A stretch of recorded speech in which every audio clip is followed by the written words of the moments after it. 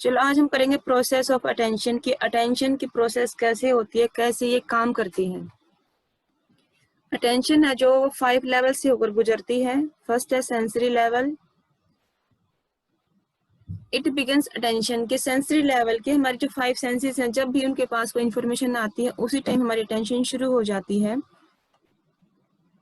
Only information of a certain form will activate our sensory system.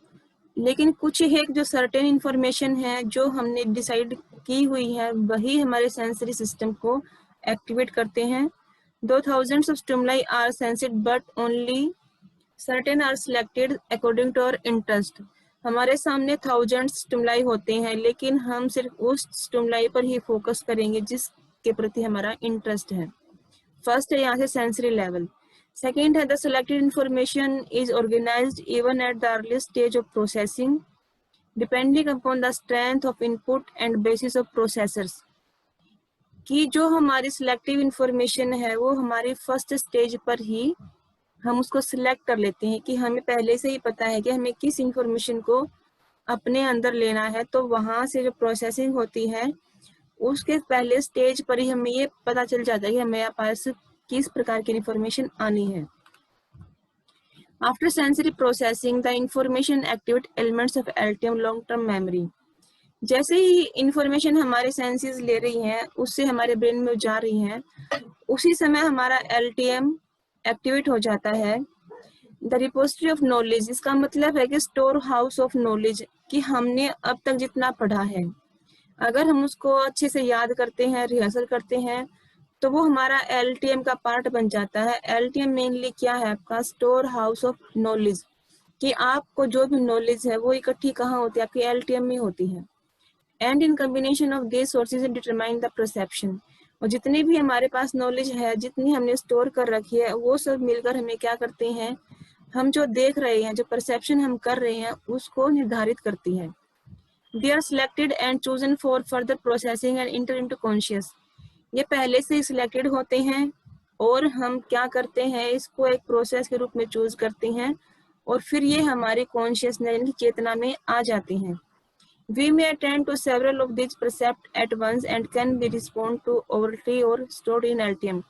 हम बहुत सारी चीजों को देखते हैं, बहुत कुछ हम परसीव करते हैं, लेकिन हम सिर्फ उनको ही रिस्पॉन्ड करते हैं जो हमारे LTM में चले जाते हैं। अब थोड़ा सा हम इसके एंटीसीडेंट पढ़ेंगे कि जो हमारा अटेंशन है उसका जन्म कैसे हुआ है या ये कहाँ से शुरुआत की गई है, किस साइकोलॉजिस्ट ने इसके ऊपर बात की थी।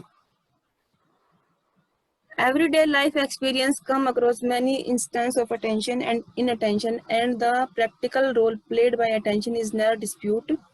Psychologists also always showed a great concern for the subject of attention. However, in spite of its obsessive impact in every sphere of life and psychologists' interest in it, the status of attention, as noted by Woodworth and Skolberg's 1954, remained uncertain and elusive for a long time. कि attentions के बारे में पहले ही बात हुई है और ये हमारे एवरीडे लाइफ के ऊपर भी बेस्ड रहती है हमारी attention.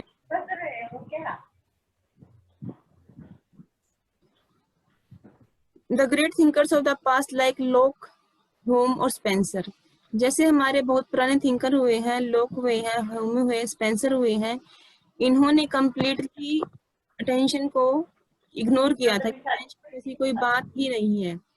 Later on, a high status was accorded to attention by functionalism और structuralism. इसके बाद जो फंक्शनलिज्म विलियम जेम्स ने शुरू किया था, स्ट्रक्चरलिज्म जिसको विलियम वोंट ने शुरू किया था, इन दोनों ने अटेंशन पर काम किया। विलियम जेम्स ने एक बुक लिखी थी, द प्रिंसिपल ऑफ साइकोलॉजी। इस बुक के अंदर इन्होंने अटेंशन के फिनोमिना को डिस्क्राइब किया है। इसमें इन्होंने इसकी नेचर को बताया है और साथ ही ये बताया है कि ये हमें किस तरीके से प्रभावित करते हैं, हमारे लाइफ को इफेक्ट करती है। Early attempts to study attention were namely through the method of introspection. Structuralism William Wundt ने दिया था और विलियम वुंट का जो मेथड था इंट्रोस्पेक्शन, जिसमें हम खुद का एक निरीक्षण करते हैं, अपना एक ओवरव्यू हम देते हैं। तो इन दोनों चीजों से अटेंशन को थोड़ा सा काम मिला था, अटेंशन यहाँ से थोड़ी सी प्रोग्रेस में आई थी। Wundt has been credited with the doctrine of attention dating back 1860 by Titchener. इन्होंने टिचनर के बाद 1860 में काम किया था और उस अटेंशन को नाम दिया doctrine of attention. He pronounced that the doctrine of attention is nerve of the whole psychological system. कि हमारा जो भी साइकोलॉजिकल सिस्टम है उसकी अगर नर्व है तो वो अटेंशन है. जैसे हमारी बॉडी काम कर रही है, हमारी बॉडी क्यों काम करती है कि हमें एनर्जी मिलती है. जैसे हमारी बॉडी को फूड चलाता है ऐसे ही साइकोलॉजिकल सिस्टम के लिए अटेंशन काम करती है, यानी कि अटेंशन एक नर्व का काम करती है. इसके बाद गेस्टाल्ट और साइको बिहेवियरिस्टिक आए थे. बिहेवियरिस्टिक वालों ने क्या बोला था इसको बिल्कुल ही इग्नोर कर दिया था, लेकिन साइकोलॉजिस्ट जो जर्मन साइकोलॉजिस्ट थे, गेस्टाल्ट साइकोलॉजिस्ट थे, उन्होंने ये बताया था कि attention as extraneous to the field force, कि जो हम किसी चीज के ऊपर काम कर रहे हैं उसके एक बाहरी फोर्स के रूप में अटेंशन काम करती है. Behavioristic completely rejected attention as being purely a mentalistic concept. Behavioristic ने क्या बोला था, जिसमें स्किनर थे, पेवलोव थे, इन्होंने बिल्कुल ही इस कॉन्सेप्ट को रिजेक्ट कर दिया था. Nevertheless, the functionalists continue their interest in the subject by studying only the specific aspect of attention, such as span of apprehension. जो फंक्शनलिज्म आए थे, विलियम जेम्स आए थे, इन्होंने स्पैन ऑफ अटेंशन के एस्पेक्ट के ऊपर काम किया था.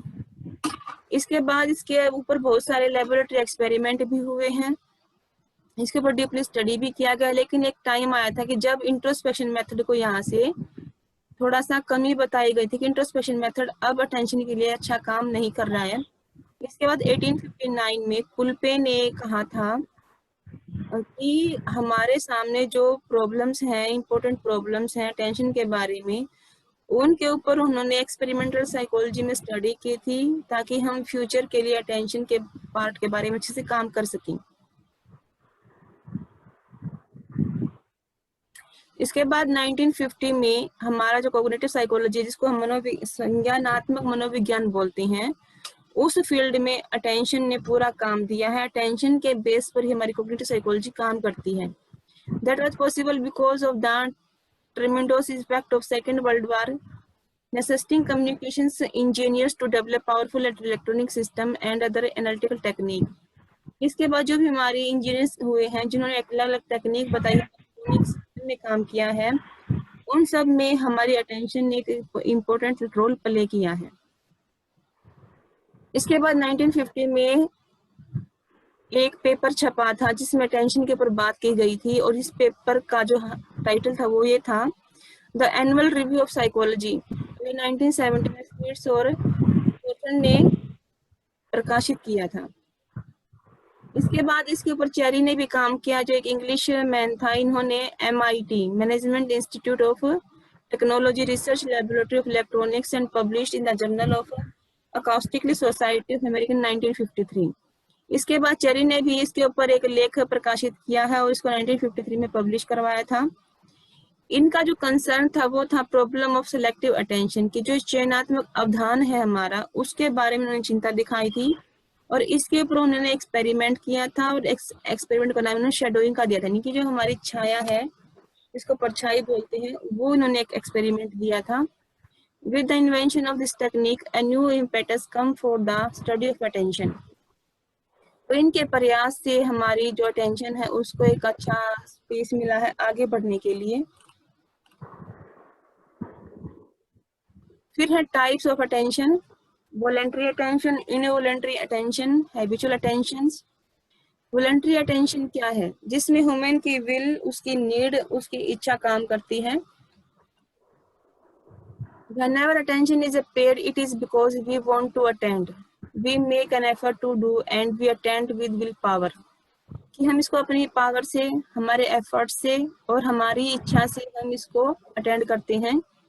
It is known as voluntary attention, कि जिसमें हमारी कोई इच्छा है, जिसमें हम एफर्ट लगाते हैं, वो आपकी वॉलेंट्री अटेंशन कहलाती है. It is said to so because voluntary means the use of one's own will power.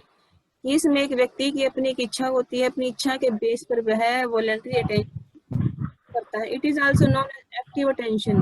Voluntary attention का दूसरा नाम क्या है, एक्टिव अटेंशन, कि हम पूरे कॉन्शियसनेस में इस चीज को पढ़ते हैं। It depends on your own choice and moreover we are kept alert mentally and physically towards the object of attention. It is also known as volition attention, which again means when the person according to his own कि इसमें जो उस व्यक्ति उसकी जो effort है वो पे होते हैं वॉलंटरी अटेंशन में, इसको एक्टिव अटेंशन भी बोला जाता है। इनवॉलंटरी अटेंशन, इनवॉलंटरी अटेंशन क्या है, हमारे स्टिमुलस के सेंसेशन पर डिपेंड करती है कि स्टिमुलस में कितनी इंटेंसिटी है, कितना वो नोवेल है, कितनी उसके अंदर एक अट्रैक्टिवनेस का गुण है। जितना वो स्टिमुलस नया होगा, जितना उसके अंदर अट्रैक्टिवनेस का गुण होगा, हमारी अटेंशन इनवॉलंटरी उस स्टिमुलस पर फोकस हो जाएगी। It simply means that there was no readiness or will to attend to that particular events, but because of the strength of stimulus which impinging on the sensory system force us to attend. कि एक ऐसा stimulus जिसके अंदर एक intensity भी है, brightness भी है, नोवेलिटी भी है और वो अट्रैक्टिव भी है, तो हम बिना ही अपनी वॉलंटरी एक्शन के उस स्टिमुलस पर अपनी अटेंशन को पे करते हुए इनवॉलंटरी अटेंशन कहलाती है। It is based on only stimulus characteristics. Habitual attention, whenever attention is paid out of habit, जब हमारी कोई हैबिट हो जाती है, किसी को डांस करने की हैबिट है, किसी को अच्छा खाना खाने की हैबिट है, किसी को सिगरेट पीने की हैबिट है, या कोई ड्रिंक करता है, तो उसका ध्यान अपने आप ही उस चीज पर पे हो जाता है। उसकी हैबिट है कि उसकी अभ्यास आदत उस व्यक्ति को हो चुकी है।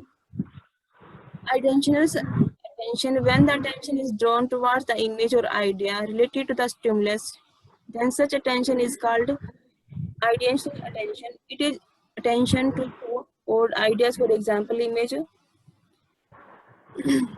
जैसे है हमारे सामने कोई पिक्चर्स हैं, किसी स्टिमुलस की पिक्चर्स हैं, तो हम उन पिक्चर्स को देखते हैं तो हमारा कुछ एक आइडिया उसके प्रति जनरेट हो जाता है कि हमारी थॉट क्या है, हमारे उसके प्रति क्या थिंकिंग है। जैसे इमेज ऑफ लॉस्ट पेन, कि हमारा कोई पेन खो गया है तो बार बार हमें जो हमारी चीजें हमसे दूर चली गई हैं हम उसके ऊपर ध्यान देते हैं।